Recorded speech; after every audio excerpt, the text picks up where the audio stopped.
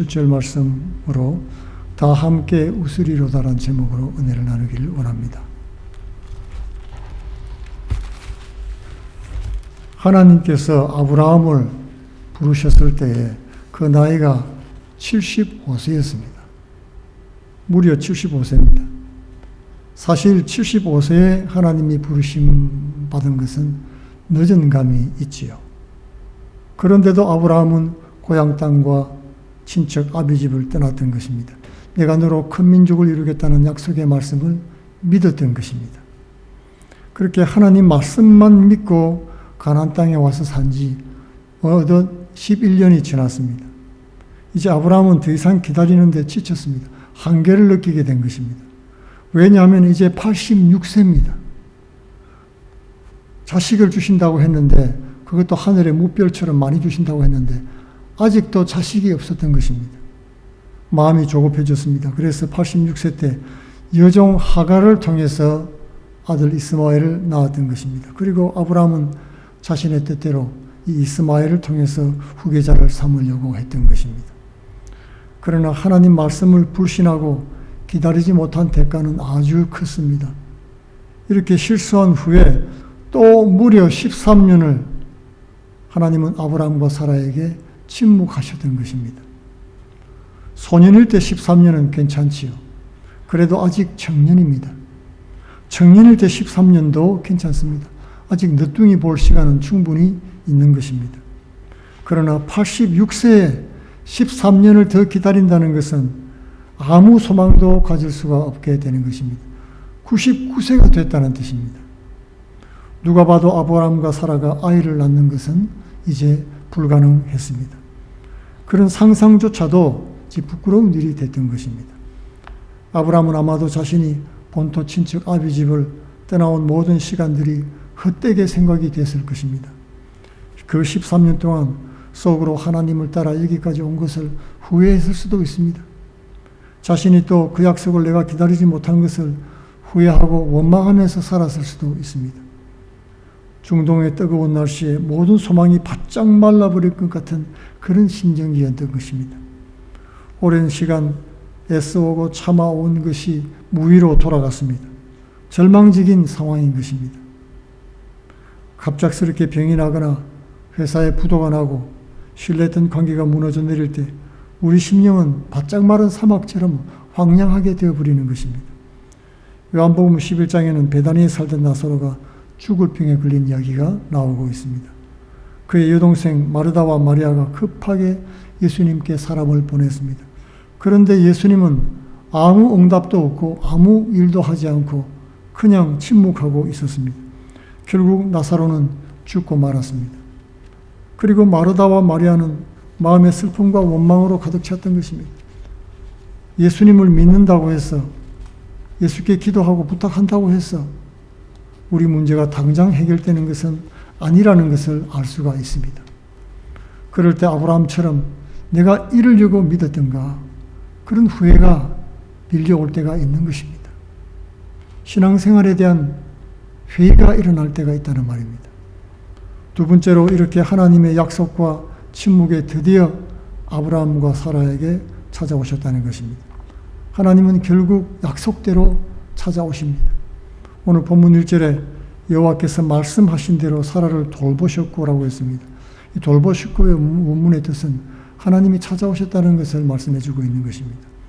긴 침묵은 깨고 하나님께서 아브라함과 사라에게 드디어 다가오셨습니다. 개역 성경에는 권고하셨다 그렇게 되어 있는데 특별하게 여기서 보살피기 위해서 찾아주신 것입니다. 여기서부터 아브라함과 사라에게 반전이 일어나기 시작합니다. 인생의 역전이 일어났다는 것입니다. 오늘 본문 1절에는 두 분이나 하나님이 말씀하신 대로 아브라함과 사라를 찾아갔다고 말씀하고 있는 것입니다. 약속은 반드시 지킨다는 것을 말씀해주고 있지요.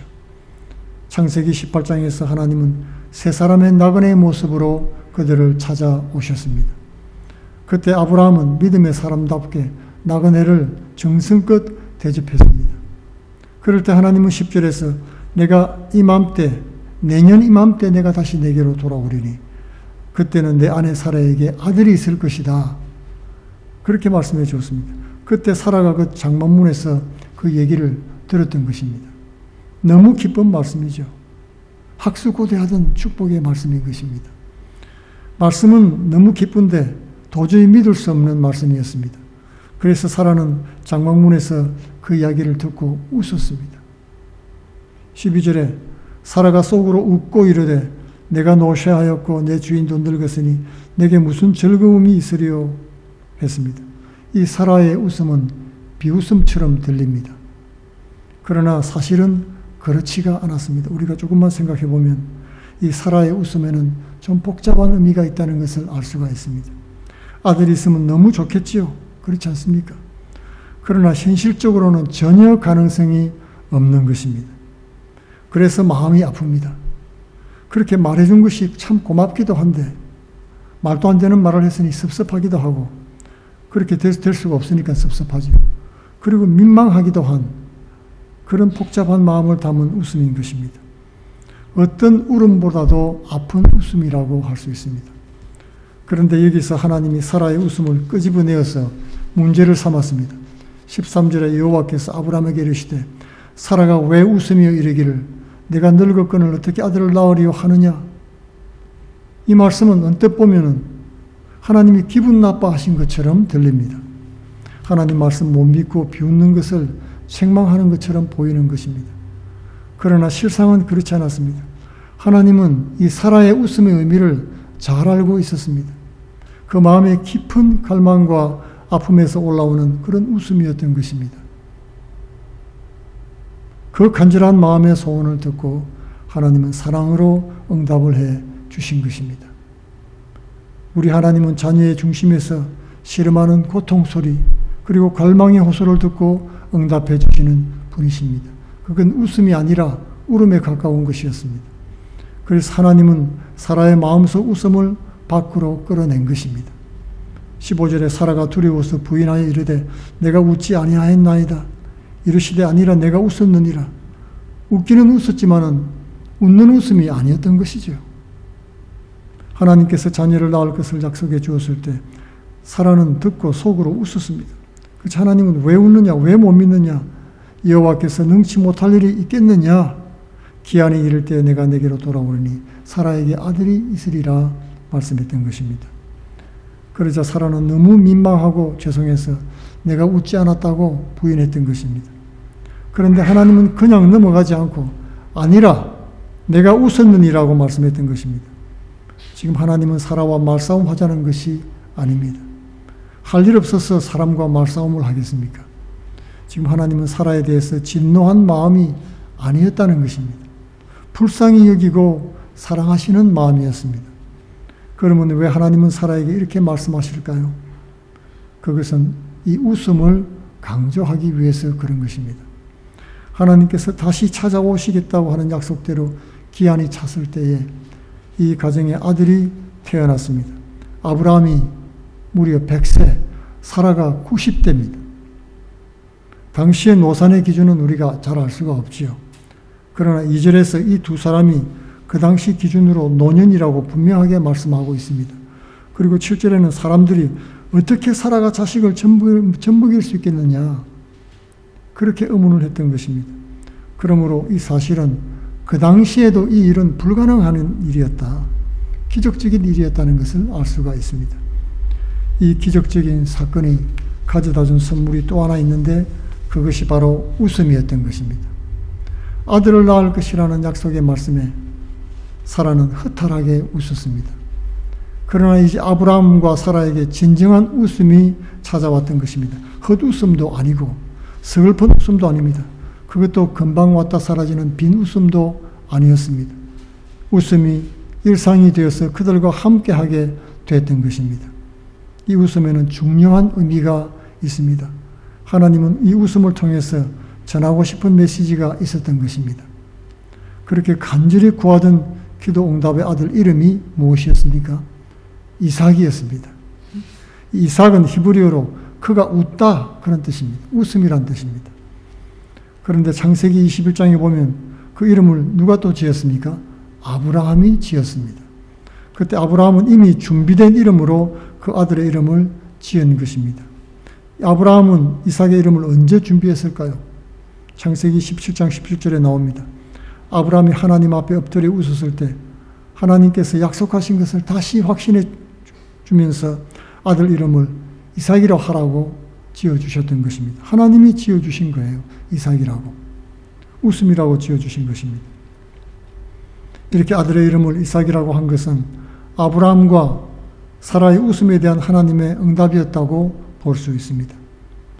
창세기 21장 6, 7절에 이삭을 얻고 난 후에 사라가 부른 찬송이 나와 있습니다. 사라가 이르되 하나님이 나를 웃게 하시니 듣는 자가 다 나와 함께 웃으리로다.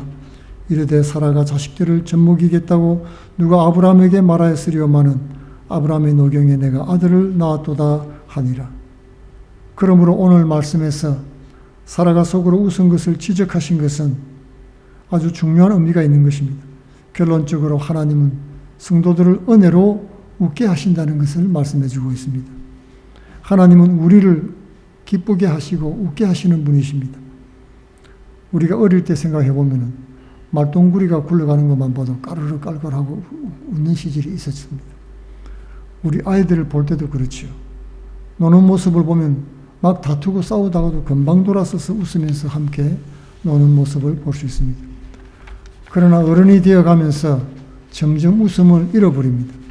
고달픈 직장 생활, 힘든 대인관계, 배우자와 자녀들과의 어려운 관계, 육체적, 정신적 스트레스로 해서 점점 웃을 일이 줄어들어 가는 것입니다. 사실 스스로 책임지기 힘든 인생을 살아가면서 웃는 일보다 울 일이 더 많습니다. 어떨 때는 이 사라처럼 울음보다 더 아픈 웃음을 지을 때도 있는 것입니다.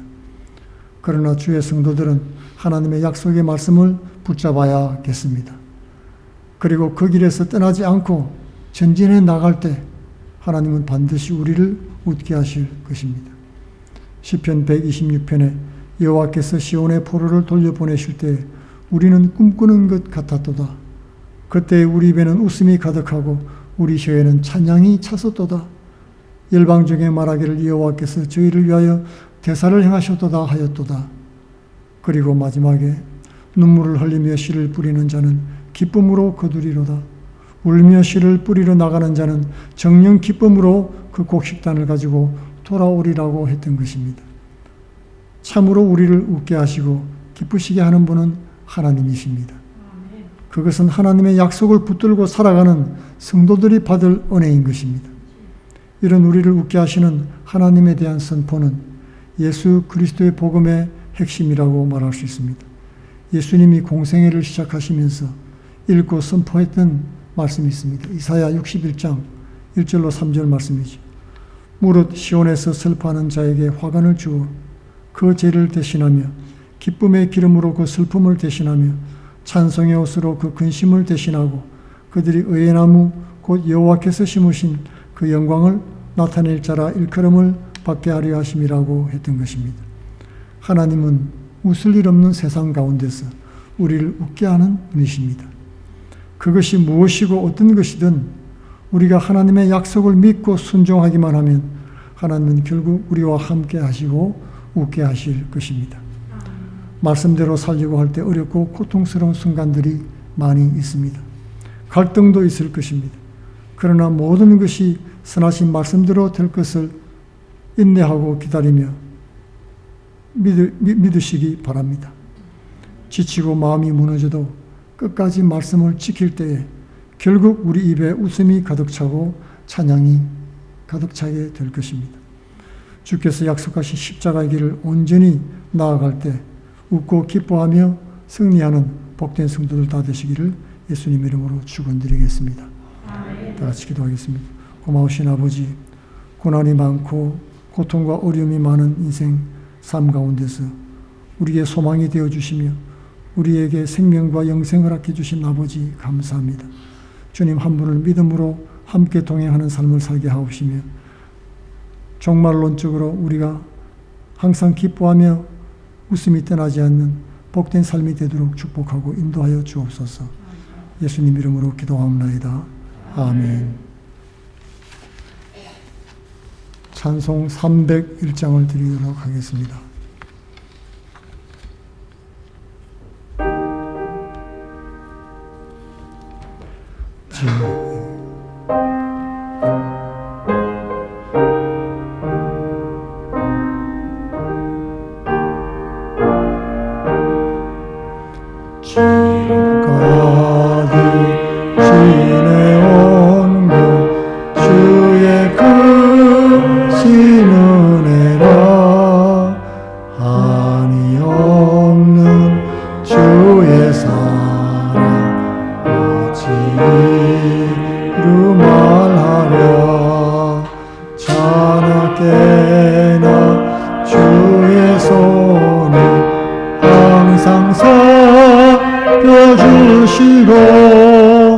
모든 일을 주 안에서 형통하게 하시네. 마음도 연약하나 새 힘 받아 살았네. 물 붓듯이 부으시는 내 족하다. 사랑 없는 거리에나 험한 산길 헤맬 때 주의 손을 굳게 잡고 찬송하며 가리라. 주님 다시 배올 날이 날로 다가와. 무거운 짐 주께 맡겨 벗을 나도 멀잖네. 나를 위해 예비하신 고향집에 돌아가 아버지의 품 안에서 영원토록 살리라. 아멘. 할렐루야. 여러분 반갑습니다. 광고 말씀은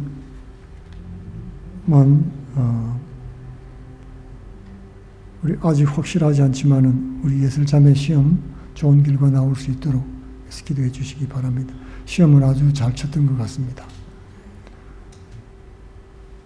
우리 출타 중인 분들 무사히 다녀올 수 있도록 위해서 기도해 주시고요.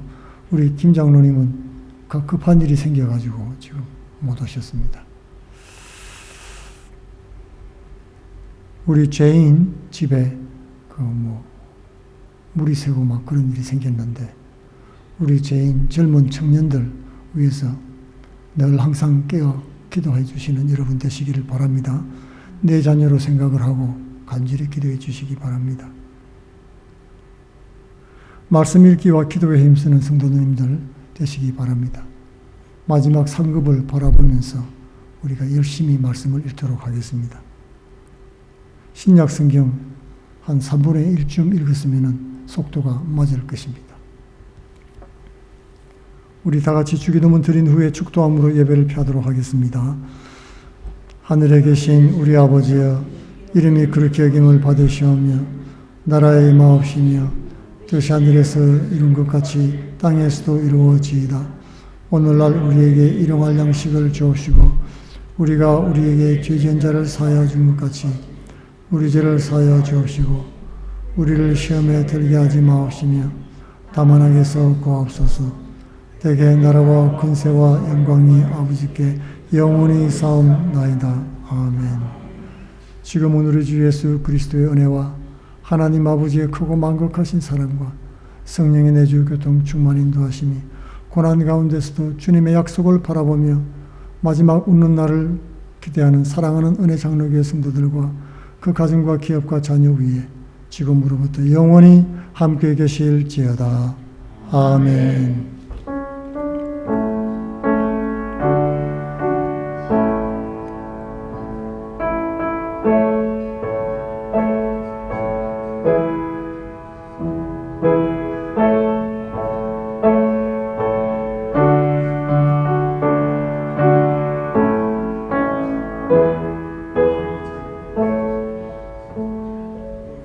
할렐루야. 주님께 영광의 박수 돌려드리겠습니다. 감사합니다.